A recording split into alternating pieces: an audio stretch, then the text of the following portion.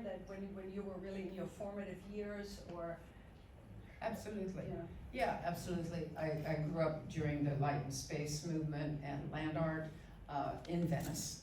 So all my friends were, I can name them, you know, they're all what we know as the Southern California artists.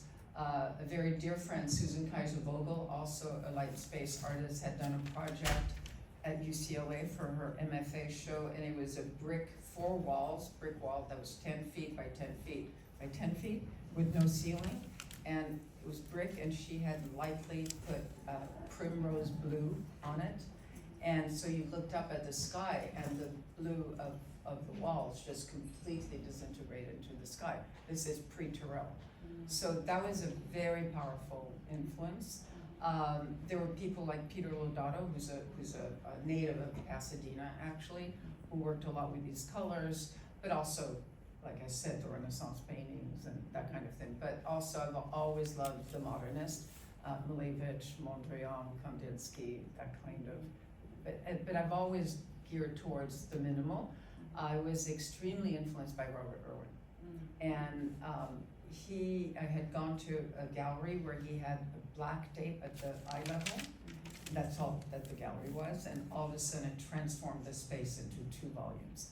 And I thought, oh my God, art is not a 2-dimensional surface on the wall. It's about space, and that's when I started doing. That's part of the reason I started doing my land art, where I decided, oh, I wonder if I can just do a gesture in the environment, and how would that affect space?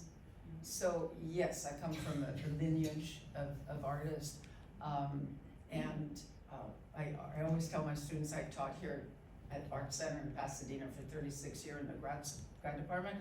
I always would ask them, what is the most important thing as a young artist? And they could never get it. And I would always say, other artists. You know, to always be looking at art, and we all bounce off one another. No, that's very interesting. Yeah. Now, one of the things that I wanted to ask you about is this idea of color. Now that we've kind of talked a little bit of materials, but color is such and you have so few colors, and they're so holy in there, the blue, the red, white, gold. Was that a deliberate choice to hone in on that kind of minimal, because the colors themselves are really strong. Yes, yes. You know, so it's not like pale and It's like really kind of expressive and culturally deep color, right? Blue and red. Very saturated. They're very saturated, but they're also culturally very saturated. Yes.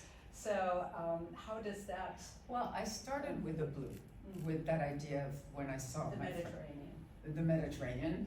But when I saw my friend's work and what it did with the sky, I thought I wanted my work to be about the relationship between the earth and the sky, that it would unite the two.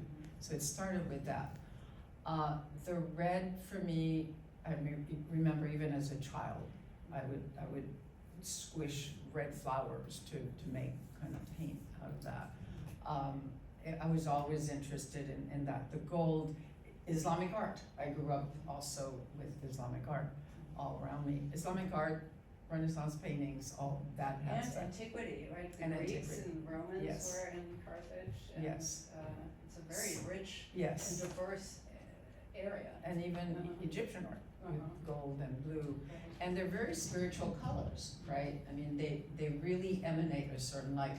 The other thing I'm interested in is alchemy, or was interested in to answer your question, is alchemy. And alchemy is about transformation, right? You combine certain elements and it transforms you. And I was very conscientious that by doing very pure forms, pure colors, pure materials, and combine them, it would do something to your perceptual system where something would alter. So I was very interested in that, and I think that's why I chose. I mean, that is why I chose. And in fact, that's really also what's happening with your work here. Yes. Right? I mean, you only know this bridge, beautiful golden. It's your run-of-the-mill concrete bridge. It looks really amazing now. It doesn't when the gold is gone. It's a pathway over the reflecting pool. but by activating it the way you did, it just transforms everything around it. And we had this funny conversation, and it's interesting that you mentioned that when you were in Malibu that you saw the curvature of the earth, right? And we talked about, in antiquity, like a Doric temple, for example, it's not flat and horizontal on the ground. It has what is known as curvature, right? So, and the idea was that ever so slight curvature really continues a circle underneath, so that what you're seeing in a Greek temple is just the top of the circle. That's great. And when it occurred to me the other day, it's like, that's the top of the circle, it's right there, and we have so many circles in our exhibitions, it's insane. But I think so, there it is. There's this, and the circle, of course, being like holy and all this kind of stuff. And one of the things I always loved is how complex your work is.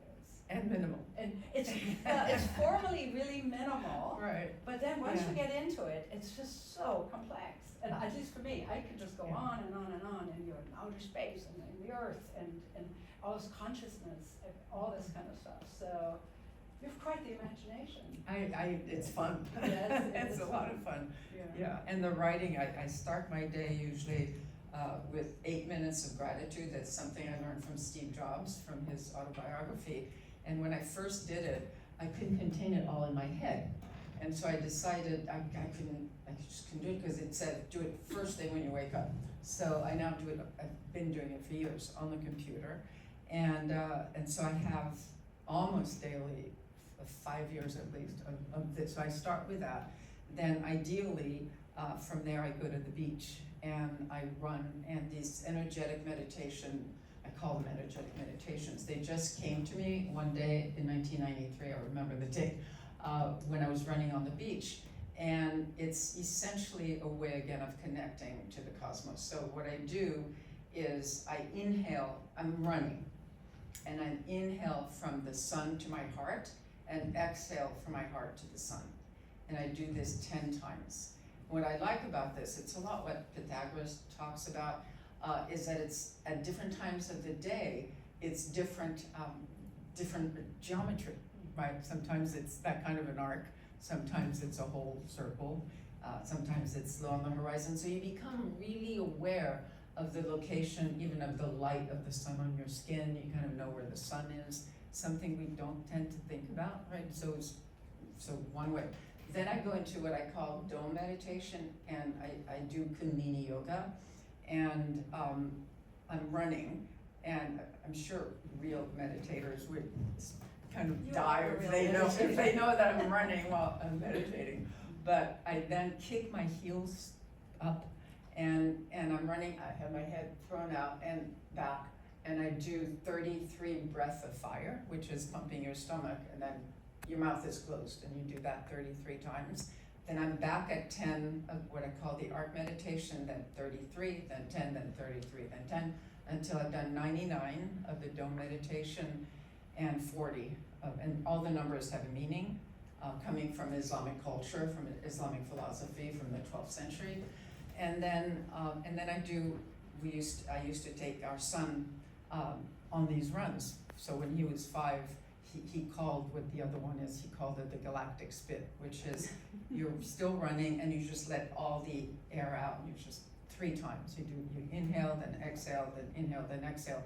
And then you exhale, you're still running, and you pull the breath through all the chakras this way, and then you exhale, and then this way, and then that way. And that forms the whole energetic meditations. I've done it for 3 decades now, pretty much daily, sometimes more than once a day, and sometimes much more than once when I'm on the beach. Then I go swimming.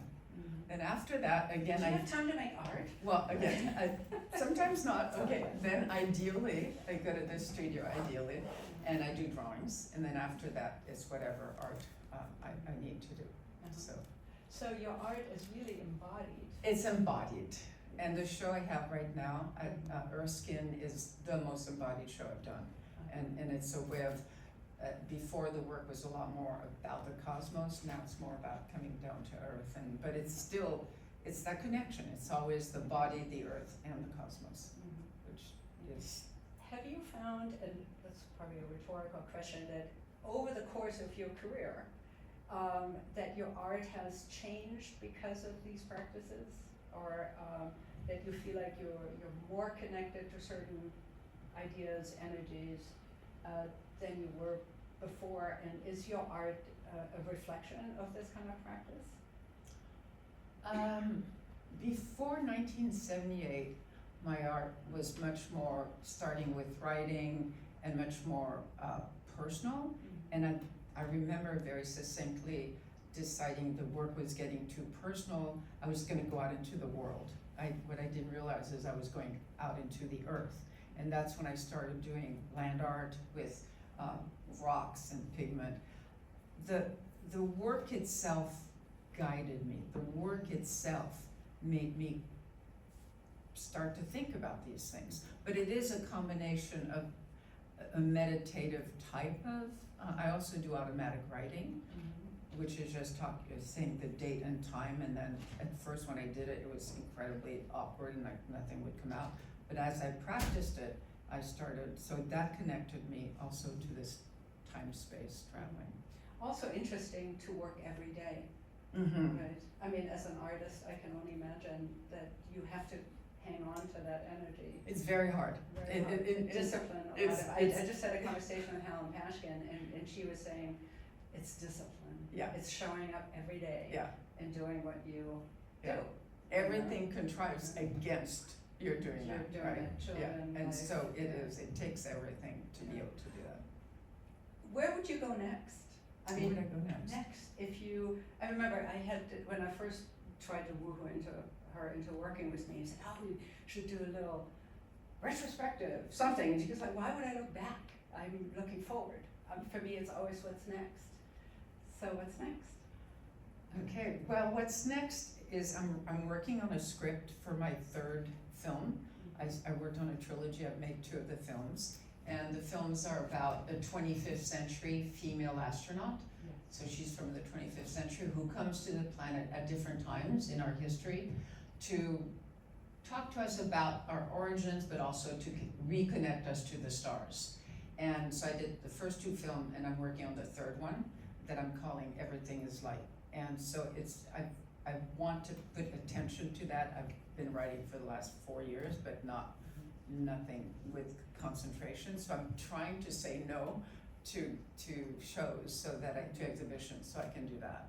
And also I'd like to have a comprehensive book of trying to kind of make sense of all the work together, so that the writing and the paintings and the installations and the films are all seen as one story. Yeah, but that's my goal. But It's good to. Yeah. I mean, and not stop painting. That's correct. Yeah.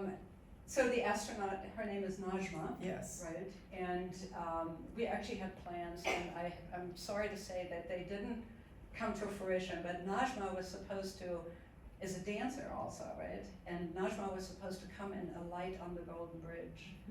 We had this, I had this fantasy. We did.